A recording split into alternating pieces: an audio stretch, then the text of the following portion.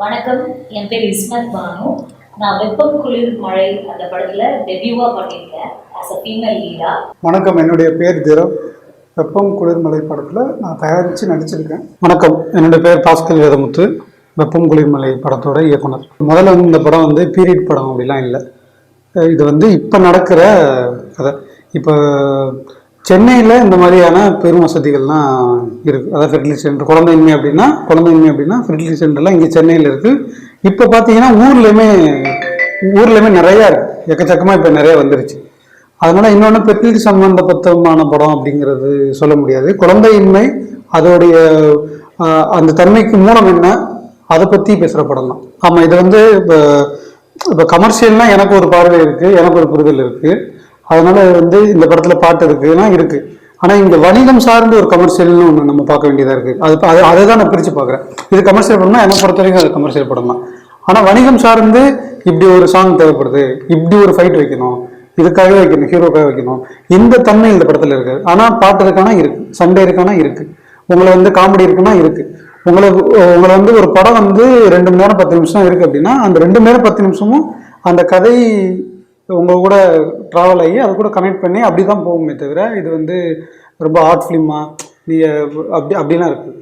இது முதல்ல இங்கே குழந்தைன்மைங்கிறது அது சமூக பிரச்சனை இல்லை, அது மருத்துவ சார்ந்த பிரச்சனை அப்படிங்கிறது தான் இங்கே ரொம்ப நிறைய பேர் பேசிக்கிட்டே இருக்காங்க. இது நிச்சயமாக அந்த கருத்துலேருந்து மாறுபட்ட ஒரு தளத்திலேருந்து அந்த படம் விவாதிக்க ஆசைப்படுது. இது முற்றிலும் இது மருத்துவம் சார்ந்த பிரச்சனை இல்லை, இது சமூகம் சார்ந்த பிரச்சனை தான், தனிநபர் சார்ந்த பிரச்சனை தான். தனிநபருக்கு என்ன பிரச்சனை இருக்கோ அந்த சூழல் தான் சமூகத்திலையும் இங்கே பிரதிபலிக்கதா இருக்கிறதுனால இது சமூகம் இந்த பிரச்சனையை எப்படி பார்க்குது, இதுக்கு வாழ்வியல் சார்ந்து இது ஒரு தீர்வு இருக்கா அப்படிங்கிற பற்றி ஒரு உரையாடலை அந்த படம் நிகழ்த்தும். இது படத்தோட போஸ்டர்ஸ் 3 பேர். நான் முதல்ல போஸ்டர்ஸ்னால் நான் எப்படி புரிஞ்சுக்கிறேன் அப்படின்னா, இவங்க நடிச்சிருக்காங்க அப்படின்னு காட்டுறதை விட உங்கள் கதை என்னவா இருக்குது, அந்த கதையை நீங்கள் ஒரு போஸ்டர்ஸ்குள்ளே நீங்கள் என்னவா சொல்ல முடியும் அப்படிங்கிறது தான் ஐடியா. இவங்களாம் நடிச்சிருக்காங்க, நீங்கள் பாருங்க அப்படிங்கிற இடத்துலேருந்து இந்த போஸ்டர்ஸ் நம்ம உருவாக்கலை. இது எப்படி படத்தில் ஒரு ஒன்லைன் சொல்லுங்க அப்படின்னு சொல்லும்போது ஒன்லைனாக நம்ம சொல்கிறோம்ல, அதே மாதிரி தான் போஸ்டராக பார்க்கும்போது இந்த போஸ்டரில் நிறைய கேள்விகள் எழும். இது பெண்களை அடிமைப்படுத்துதா, இல்லை பெண்கள் இப்படி பண்ணுறாங்களேன்னு காட்ட வரீங்களா, பல கேள்விகள் இந்த போஸ்டர்ஸ் அது வெளிப்படுத்துதில்ல. அது எல்லா தன்மைகளும் இதுக்குள்ளே அடக்கம் தான். அது என்னவா சொல்கிறோம் அப்படிங்கிறத அது படமாக பார்க்கும் பொழுது அது ஒவ்வொருத்தவங்களுக்கும் வெவ்வேறா அது புரியும். இதுதான் நான் சொல்ல வரேன் அப்படிங்கிறத தாண்டி அவங்களுக்குள்ள சில கேள்விகள் இருக்கும். அந்த கேள்விகளுக்கான பதிலும் விளக்கமும் இந்த படத்தில் இருக்கும் அப்படின்னு. எனக்கு ஒரு கதை எழுதும் பொழுது எனக்கு முதல்ல வர்றது கதை எழுதி முடித்த உடனே முதல்ல தோன்றது எனக்கு போஸ்டர்ஸ் ஃபஸ்ட்டு லுக்காக இந்த கதையை ஒரு போஸ்டர்ஸ்குள்ளே எப்படி சொல்லணும் அப்படிங்கிறதும் உள்ளே ஓடிடும். ரெண்டாவது ஒரு ட்ரெய்லரு அப்படிங்கிறது. இதை தாண்டி எனக்கு மற்றது எதுவுமே இன்னொரு 5 போஸ்டர்ஸ் இந்த படத்துலேருந்து கொடுங்க அப்படின்னா எனக்கு கதை சார்ந்து கொடுக்க முடியாது. அப்போ தான் நம்ம இப்போ யாரெல்லாம் நடிச்சிருக்காங்க, என்னென்ன பண்ணுறாங்க அப்படிங்கிற இடத்துக்குள்ளே அது போகும். இல்லை, வெறும் குழந்தையின்மைக்கு வெறும் உணவு அப்படிங்கிற ஒரு காரணம் மட்டும் இல்லைங்க, இங்கே நிறைய காரணங்கள் உண்டு. அது எல்லாமே காரணமாக தான் இருக்கே தவிர அதுதான் உண்மை அப்படின்னு சொல்ல முடியாது. இந்த சம்பவம் நடந்ததுக்கு இது ஒரு காரணம் தான் அப்படிங்கிறது இந்த குழந்தையின்மை பற்றிய அதில் நம்ம குறிப்பிட்டு சொல்ல முடியாது. ஆனால் எது வேணும், எது தேவை, எப்படி இருந்தால் அது சரியாகும் அப்படிங்கிறத பற்றி பேசுது. அப்போ அதை எல்லா காரணங்களையும் உள்ளடக்கியதாக தானே அது இருக்கும். ஸோ அந்த தளத்திலிருந்து அந்த படம் விவாதிக்க ஆசைப்படுது. இல்லை, இங்கே யாரையுமே நாங்கள் எதிர்த்துலாம் பேசல. இங்கே ஒரு சமூக சிக்கல் இருக்குது. இந்த சிக்கலுக்கான தீர்வு கூட நாங்கள் சொல்லலை. இந்த சிக்கலை வெத்த பெருமாள் பாண்டி அப்படின்ற அந்த 2 கதாபாத்திரங்கள் எப்படி கடந்து செல்கிறாங்கன்றதை நாங்கள் ஒரு நிகழ்வாக காட்டியிருக்கோம். யாரையுமே எதிர்த்து அப்படின்றதெல்லாம் கிடையாது. இங்கே என்றைக்குமே ஒரு பற்றாக்குறை இருக்குன்னா அங்கே ஒரு வணிகம் உருவாகும். அந்த பற்றாக்குறையை தீர்வு செய்கிறேன்னு சொல்லி அது ஒரு பெரு வணிகமாக மாறும். ஸோ இது பற்றாக்குறையே இல்லாமல் இருக்கிற ஒரு இடத்துல இருந்து தான் நாங்கள் பேசிகிட்டு இருக்கோம். பற்றாக்குறை ஏன் வந்துச்சு, பற்றாக்குறையிலேருந்து எப்படி வணிகம் பண்ணுறாங்க, இந்த இடத்துக்குலாம் நாங்கள் போகவே இல்லை. அது தேவையும் இல்லை. பற்றாக்குறையே இல்லைன்னா இவங்க காணாமல் போயிடுவாங்க. எதுக்கு இவங்க ஒரு விஷயம் தேவைன்றப்போ தான் அவங்க தேவைப்படுறாங்க, தேவையில்லைன்னும் போது அவங்களாவே போயிடுவாங்க. இல்லை, இது வெறுமனே சீசன் சம்மந்தப்பட்டது மட்டும் இல்லை. வெப்பம் குளிர்மலைங்கிறது வெறும் காலத்தை மட்டுமே அது குறிப்பதாக அது இல்லை. இது கதை சம்மந்தப்பட்ட ஒரு தலைப்பு தான். மழைங்கிறது எப்படி உருவாகும், மழைங்கிறது ஒரு உயிர் தானே, மலைத்துளிகளிலிருந்து தானே இங்கே நிறைய நிகழ்ந்திருக்கு. ஆனால் அது வருவதற்கு முன்பு சில வேலைகள் நடந்திருக்கும். அது காற்று வெப்பமும் குளிரும் புணர்ச்சி நிலையில் இருக்கும் பொழுது அது மழையாக ஒரு வடிவமாக இருக்குது. அப்படிதான் இங்கே வந்து உயிர்களுமே பெருகுது, அதுலேருந்து தானே உயிர்கள் பெருகுது. அப்படின்னு இருக்கும்போது இந்த படமும் உயிர் பற்றியான பிறப்புரிமை பற்றி பேசுது. அதனால அந்த தலைப்பு அதை கூட சின்னப்படுத்தும். இது வந்து சிவகங்கை மாவட்டம் மாவிடுத்தி கோட்டைன்னு அந்த கிராமத்தில் நடக்கிற கதை. அது வந்து என்னுடைய ஊர், நான் பிறந்த ஊர். ஸோ அந்த ஊரை மையப்படுத்தி அந்த ஊர் மக்களுடைய வாழ்வியலையோட இது வந்து தனிநபர் சார்ந்த பிரச்சனையாக இருந்தாலும் இது வந்து சமூகத்தோட தொடர்புபடுத்தி தனிநபர் வாழ்க்கையிலேருந்து சமூகத்தை கூட எப்படி கனெக்ட் பண்ணுறது அப்படிங்கிற இடத்துல இருந்து அந்த கதை நகருது. இப்போ இந்த படம் வந்து இப்போ வாழ்வியல் சம்பந்தம் பற்றி பேசுகிறதுனால இப்போ இப்படி தான் வாழணும்னு நம்ம சொல்லும் பொழுது இப்படி ஒன்று வாழ்கிறாங்களே, இப்படி ஒன்று இருக்கே அப்படிங்கிறது ஆட்டோமேட்டிக்காக அங்கே போய் கனெக்ட் ஆகும். நம்ம ஒன்று சொல்ல வரோம், அதுக்கு ஆப்போசிட்டாக ஒரு நடந்தாங்கன்னா என்ன கார்னர் பண்ணுறியா, என்ன கேள்வி கேட்குறியா அப்படிங்கிற இடமா அது ஆட்டோமேட்டிக்காக அது நகரும். ஆனால் நம்ம சொல்கிற அந்த கருத்தியல்ல நம்ம சொல்கிற பார்வையில் அதை புரிஞ்சுக்கிட்டா அவங்களுக்கும் அந்த கேள்வி வரும். கேள்வி வர்றது சகஜம்தான், இப்படி இருந்தால் இப்படி ஒன்று இருக்கும். அந்த கேள்விக்கும் இந்த படத்துக்குள்ளே அது பதிலாகவும் இருக்கும். ஸோ இது வந்து வாழ்வியல் சம்மந்தப்பட்டதுன்னா வாழ்வியல் பல்வேறு பிரச்சனைகள் உண்டுல்ல. நீங்கள் சொல்கிற மாதிரி அது சாதியை தொடரல, சாதியை தொடாமல் இது அடிப்படையில் பிறப்புரிமை பற்றி பேசுகிறாங்களோ அங்கேருந்து இதை வந்து ஸ்டார்ட் பண்ணுறது. அதுக்கப்புறம் தான் இங்கே வந்து வாழ்வியல் உரிமைகள்ங்கிறத பற்றி நம்ம நிறைய பேச வேண்டியது. அது தனி சப்ஜெக்ட், அது தனியாக அது பண்ண வேண்டியது நிறைய இருக்குது. இப்போ ஒரு படம் நம்ம சொல்கிறோன்னா நான் நல்லவன், நான் இப்படி புரிஞ்சுக்கிறேன் அப்படிங்கிறதோட நான் நிப்பாட்டிப்பேன். நீ கெட்டவன் நான் இங்கே ஒப்பிட்டு பார்த்தா தான் இங்கே க்ரைமா இல்லையாங்கிறது மாறுது. இங்கே ஒப்பிடவே இல்லை, நான் யாரையும் நான் ஒப்பிட்டு பேசவே இல்லை. இந்த கதை இப்படி ஒரு தளத்தில் பேசுது, விவாதிக்குது, அதை நீங்கள் என்னவா புரிஞ்சுக்கிறீங்க, நீங்கள் அதுலேருந்து உங்களுக்கு கேள்வி இருந்துச்சுன்னா அந்த கேள்விக்கான விளக்கம் அந்த படத்தில் இருந்துச்சுன்னா இருக்குது, இல்லாத இடத்துல அந்த கேள்வி வந்துச்சுன்னா அது உரையாடல் அந்த சமூகத்தில் நிகழ்த்தணும். இது அவ்வளோதான். மற்றபடி இங்கே குறை சொன்னாதான் அங்கேருந்து, ஏன்னா இப்போ நம்ம முதல்ல அடிப்படையில் நம்ம ஒன்று குறை சொல்லணும்னா அவங்களுடைய டேர்ம் என்ன அப்படிங்கிறத நம்ம முதல்ல புரிஞ்சுக்கணும். அது புரிஞ்சுக்காம நம்ம வந்து இன்னொருத்தவங்களை கை நீட்டி பேசவே முடியாது. எனக்கு ஒன்று புரிஞ்சிருக்கு, அதை சொல்கிறேன், அது உங்களை வந்து கேள்வியான எழுப்புது, இல்லை என்னவா புரிஞ்சுக்குது, என்னவா கடத்துது அப்படிங்கிறது தான் நோக்கம். இப்போ இவங்களெல்லாம் வர வைக்கிறதுக்காக இவங்கெல்லாம் இந்த ஆடியன்ஸ்லாம் வருவாங்க அப்படிங்கிறதுக்காக இங்கே ஒரு காட்சியும் எழுதப்படலை, அதற்காக இங்கே எதுவுமே இங்கே பண்ணவே இல்லை. இப்போ எனக்கு ஒரு எமோஷனல்ஸ் இருக்குது, அந்த எமோஷனல் ரொம்ப உண்மையாக இருக்குது அப்படின்னா நான் அதை வந்து கூட உள்ளவங்ககிட்ட நான் சொல்கிறேன் அப்படின்னா அதில் உண்மைத்தன்மை இருந்துச்சுன்னா அவங்க அதை கனெக்ட் ஆவாங்க, அதை அழுவாங்க. இல்லை நான் சொல்லும் போது இவங்க ஒரு ஃப்ராடு போய் சொல்கிறாங்க அப்படின்னா அதை கனெக்ட் ஆக மாட்டாங்க. நான் இந்த இடம் தான் எனக்கும் ஆடியன்ஸுக்குமான புரிதலாக நான் பார்க்குறேன். நீங்கள் ஆடியன்ஸை போய் சேர்க்க போகிறீங்கன்ற இடத்துல இருந்து கேட்குறேன். ஓகே, இது ஆடியன்ஸ்ட்டு சேர்க்க போகிற அந்த முயற்சியில் தான் நாங்கள் இருந்துகிட்டு இருக்கோம். ஆக்சுவலாக நாங்கள் படம் எடுத்து முடிச்சிட்டோம். நாங்கள் படம் எடுத்து முடிக்கும் போதே இது வந்து கிரிட்டிக்கலாக வந்து ரொம்ப பேசப்பட்டுருச்சு. உதாரணத்துக்கு நல்ல வெற்றிமாறன் சார் பார்த்தாரு, எங்களை கூப்பிட்டு ரொம்ப நல்லா பாராட்டினார். அந்த கதையும் அந்த கதாபாத்திரங்களையும் அவர் ரொம்ப என்ஜாய் பண்ணதாக சொல்லி கிட்டத்தட்ட ஒரு 3.5 மணி நேரம் எங்கள் கூட விவாதம் பண்ணார்.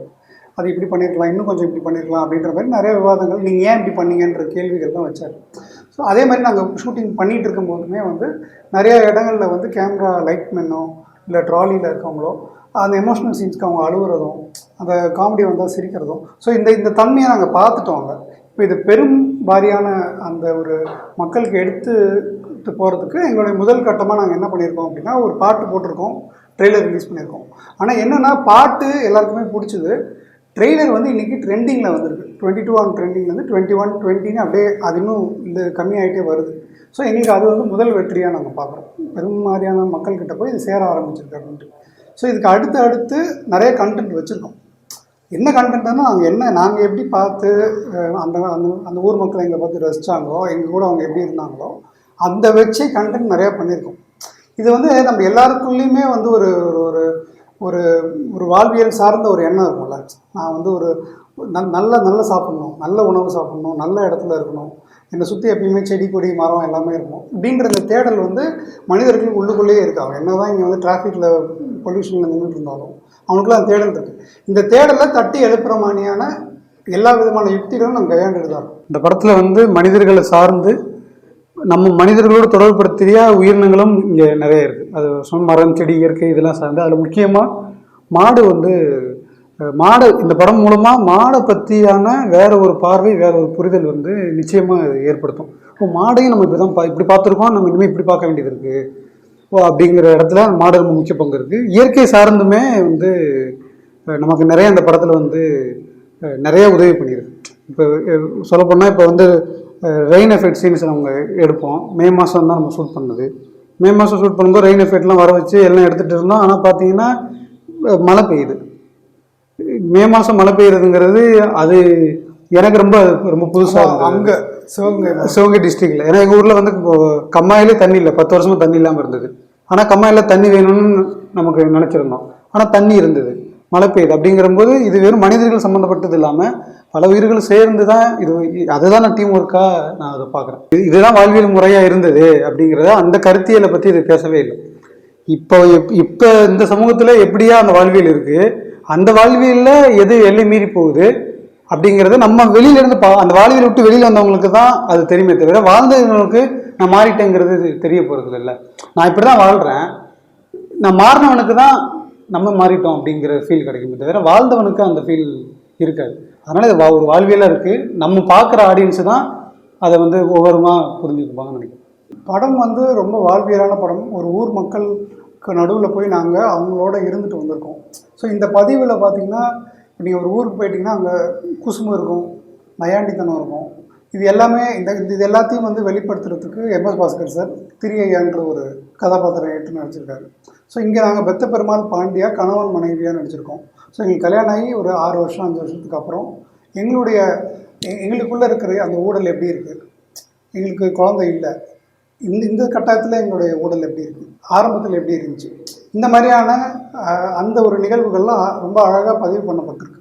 ஆக்சுவலாக எங்களுக்கு வெற்றிமாறன் சார் படம் பார்த்துட்டு சொன்னதே அதுதான் சொன்னார். என்னென்னா, பெத்த பெருமாள் பாண்டியோடைய அந்த கெமிஸ்ட்ரியை நான் ரொம்ப என்ஜாய் பண்ணேன், எனக்கு ரொம்ப பிடிச்சது, அது இன்னும் கொஞ்சம் அதிகமாக இருக்கணும்னு ஆசைப்பட்டேன்னு சொன்னார்.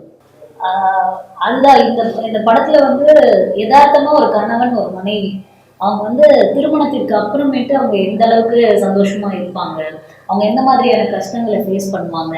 ஸோ ஒரு கணவனுக்காக ஒரு பெண் விட்டு கொடுத்து போறது, ஒரு பெண்காக கணவன் விட்டு கொடுத்து போறது, இது எல்லாமே ரொம்ப அழகா இந்த படத்துல காட்டியிருக்காங்க. ஸோ இது நடிக்கும் போது எனக்கு என்னோட கோ ஆர்டிஸ்ட் ரொம்ப சப்போர்ட்டிவாக இருந்தாங்க பிறகு அவங்க. ஸோ அதனால எனக்கு இந்த கேரக்டர் ப்ளே பண்ணுறதுக்கும் ரொம்ப ஈஸியாக இருந்துச்சு. நான் வந்து எப்படி பார்க்குறேன்னா, ஒரு படத்தை இப்போ வெற்றிமாறன் சொன்னதே வந்து நான் ரொம்ப பாசிட்டிவாக தான் பார்க்குறேன். அதை எனக்கு இன்னும் தேவைப்படுது அப்படின்னு சொல்கிறாங்களே, அந்த பற்றாக்குறை தான் வந்து ஒரு படத்தை வந்து அடுத்த கட்டத்துக்கு நகர்த்தும். சார் நல்லா இருப்பா அப்படிங்கிறது இங்கே எங்கேயுமே இருக்காது. அதனால நான் அப்படி தான் பார்க்குறேன். அந்த ஒரு தேவை சார் இன்னும் இப்போ திரையை பார்க்கும்போது சார் திரையை கனெக்ட் பண்ணவங்க இன்னும் கொஞ்சம் இருந்திருக்குமே அப்படின்னு தோணும். பாண்டி கூட ட்ராவல் பண்ணுறாங்க அப்படின்னா பாண்டிக்கு இன்னும் இருந்திருக்கணுமே அப்படின்னு தோணும். பெத்த பெருமாள் ட்ராவல் பண்ணுறாங்கன்னா இன்னும் இருந்திருக்கணுமே, இன்னும் தேவைப்பட்டிருக்குமே அப்படிங்கிறது இருக்குல்ல. அது எல்லா படங்களுக்குமே அது வந்து ரொம்ப கனெக்ட் ஆனதுனால தான் அந்த ஃபீலே வரும். எல்லா படங்களுக்கும் அந்த தன்மை வராது. அப்போ போதும்பாங்கிற இடம் தான் வருமே தவிர, தேவைங்கிற இடம் இருக்குல்ல, அது வந்து பிடிச்சாதான் அது நடக்கும். அது இன்னும் வேணுங்கிறது அதில் அன்பு தானே, அதுதானே காதலாகவே இருக்குங்க. ஸோ அது ரொம்ப பாசிட்டிவாக தான் நான் நினச்சேன். பேர் மட்டும்தான் நான் எடுத்திருக்கேன். அவங்க வாழ்வியலுக்கும் இந்த இதுக்கும், அதாவது அவங்க சந்திக்காத பிரச்சனை தான் இது. ஆனால் பேராக எனக்கு வந்து இந்த கதை தொடர்படுத்தி இருக்கிறதுனால எனக்கு பேராக எனக்கு வந்து அந்த பேரை நான் எடுத்துக்கிட்டேன். பெத்த பெருமாள் என் ஊரில் ஒருத்தர் இருக்காங்க. ஸோ அவங்க பேரை தான் நான் பெத்த பெருமாள் எடுத்தேன். பாண்டியுமே அதே மாதிரி, பாண்டி வந்து எங்கள் ஊர்லேயும் இருக்கிறாங்க. நம்ம சுற்றி பார்த்தீங்கன்னா நிறைய பாண்டி இருப்பாங்க. இன்னொன்று எனக்கு வந்து ஃபீமேலுக்கு வெறும் பெண் சார்ந்த பேராக இல்லாமல் எனக்கு பாண்டினா இப்போ ஆம்பளைக்கும் பேர் உண்டு, பெண்ணுக்கும் பேர் உண்டு இல்லை. எனக்கு அதனால எனக்கு அந்த மாதிரியான பேர்கள் வந்து பெண்களுக்கு இருக்கும்போது எனக்கு அது சந்தோஷமாக இருக்குது, எனக்கு பிடிச்சிருந்தது ஒன்று. இன்னொன்று இப்போ பொலிட்டிக்கலாகவும் பார்த்தோம்னா பாண்டிங்கிறது ரொம்ப மண் சார்ந்த ஒரு பேர். பெத்த பெருமாள் அப்படிங்கிறது இது சைவம் வைணவம் மாதிரி தான் அது. ஸோ அதுவும் இங்கே தேவைப்படுறதுனால அந்த மாதிரி பேரும் இப்போ இப்படி ஒரு பிரச்சனை இருக்குது அப்படின்னா அதை சொல்லணுங்கிறது தேவையில்லை. அதனால தான் மறுபடியும் நான் ஆரம்பித்தேன், கதை தான் தீர்மானிக்கணும். எங்கள் ஊரில் இப்படி ஒரு பிரச்சனை இருக்குது, இந்த அதுக்கு சம்மந்தம் இல்லை, நான் அதை மட்டும் பதிவு பண்ணுறது இல்லை, அது டாக்குமெண்ட்ரியாக இருக்கும், இதுக்கு சம்மந்தம் இல்லை. அதை பதிவு பண்ணோம்னா அதுக்கு ஒரு கதை தேவைப்படும், அப்போ தான் பதிவு பண்ண முடியும். இங்கெல்லாம் இப்போ நிறையா இருக்கும். இப்போ படத்தில் உள்ள தாண்டி சிக்கல்கள் வந்து நிறைய இருக்கும். அது எல்லாத்தையுமே தொடரணுங்கிற அவசியம் இந்த கதை தீர்மானிக்கிறேன்.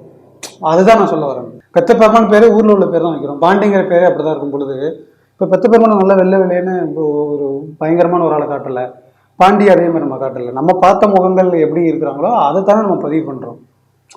அது இருக்கும். அது கதை அந்த ஊர் சார்ந்து நீங்கள் யூனிக்கான ஒரு விஷயம் கேட்குறீங்க இல்லையா, இருக்குது. இப்போ அந்த ஊர் சார்ந்து இந்த முளைப்பாரி கொட்டி அவங்க திருவிழா வந்து பயங்கர ஃபேமஸ். எங்களுக்கு திருவிழா சாங்கே ஒன்று இருக்குது. ஸோ அந்த திருவிழாவை ஒட்டி தான் ஒரு பிரச்சனை ஆரம்பிக்கும். அந்த பிரச்சனையிலேருந்து அது அடுத்த கட்டமாக நகரும். ஸோ அந்த முளைப்பாரின்றது அவங்களுக்கு ரொம்ப ரொம்ப தெய்வீகமான ஒரு விஷயம். அது நாங்களும் அவங்க கூட இருந்து 2 தடவை அந்த திருவிழா அவங்க எப்போ திருவிழா நடத்துவாங்களோ அப்போ நடத்திட்டாங்க. ஷூட்டுக்காக இன்னொரு தடவை நாங்கள் நடத்த வைக்கும் போது அவங்களுக்கு ஒரு பதட்டம் இருந்துச்சு. திருவிழா முடிஞ்சிருச்சு திருப்பியும் பண்ணணும்னா அது தப்பாயிட போகுது அப்படின்ட்டு. ஆனால் இதுவுமே அன்பின் மிகுதியாக வந்து அவங்க பண்ணிக்கோங்கன்ட்டாங்க. ஸோ நாங்கள் அந்த முழு பதிவுமே அப்படியே எடுத்தோம். இப்போ நீங்கள் சிவகங்கை மாவட்டம் அந்த சுற்றி இருக்க ஏரியாவில் போய் பார்த்தீங்கன்னா இப்போ ஃபுல்லாக அந்த திருவிழா தான் போயிட்டுருக்கு. ஒவ்வொரு வாரமும் ஒவ்வொரு கிராமங்களில் அங்கங்கே நைட் ஆனால் முளைப்பாரி கொட்டி அந்த டான்ஸ் ஆடிக்கிட்டு அந்த விஷயம்லாம் போயிட்டே தான் இருக்கும். இது வந்து அவங்க ஊருக்கான மண் சார்ந்த ஒரு விஷயம். அது ரொம்ப அழகாக பதிவு பண்ணப்பட்டிருக்கு.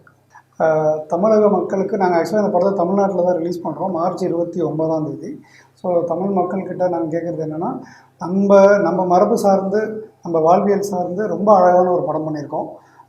அதை எங்களுக்கு எல்லாமே ரொம்ப நெருக்கமாக இருக்குது. நீங்கள் வந்து அந்த இடத்துல இருந்து எங்கள் கூட அந்த பெத்த பெருமாள் பாண்டியாகவும் திரியையாகவும் பொட்டு அவங்களாகவும் இருந்து இந்த படத்தை ரசித்து நீங்கள் ரசித்து உங்களுக்கு ஒரு மன நிறைவு கிடைத்தாலே அது எங்களுக்கு திருப்தியான ஒரு விஷயம். அது வணிக வெற்றின்றது வந்து அது அடுத்த கட்டமாக தான் நான் பார்க்குறேன். முதல் கட்டமாக இந்த படம் உங்கள் வீட்டில் இருக்கும் பிரச்சனையை பிரதிபலிக்கும் ஒரு விஷயமாகவும் அதுக்கான தீர்வுக்கு உங்களை அந்த சிந்தனைக்குள்ளே எடுத்துகிட்டு போகிற ஒரு விஷயமாகவும் இருக்கணுன்றது தான் எங்களுடைய பேராசைன்னு கூட சொல்லுவேன். ஸோ கண்டிப்பாக படத்தை தேட்டரில் வந்து பாருங்கள். மார்ச் 29 உங்களுக்கு கண்டிப்பாக ரொம்ப பிடிக்கும். ரொம்ப நன்றி. வெப்பம் குளிர் மழை இந்த படம் மார்ச் 29 தேட்டர் ரிலீஸ் ஆகுது. கண்டிப்பாக எல்லாரும் ஃபேமிலியோடு போய் பாருங்கள். எல்லாரும் தேட்டர் போய் பார்க்க வேண்டிய ஒரு படம். கண்டிப்பாக பாருங்கள், உங்கள் சப்போர்ட் கொடுங்க. தேங்க்யூ. வெப்பம் குளிர்மலை மார்ச் 29 திரையரங்கு வருது. கண்டிப்பாக அந்த போய் படம் பாருங்கள். இந்த படம் வந்து 2 மணி நேரம் உட்காந்து பார்க்குறீங்கன்னா அந்த 2 மணி நேரம் அவங்க படத்தில் நடித்தவங்களுடைய உணர்வுகள் என்ன பண்ணுறாங்களோ அது கூடவே உங்களால் ட்ராவல் பண்ண முடியும். அப்படியான படமாக தான் இது வந்திருக்கு. உங்களுக்கு ரொம்ப கனெக்டடாக இருக்கும். அது வந்து நீங்கள் தேட்டரில் போய் பார்த்தீங்கன்னா அது இந்த சிறு படங்களுக்கு அது ரொம்ப முக்கியத்துவமாக நான் பார்க்குறேன். நன்றி.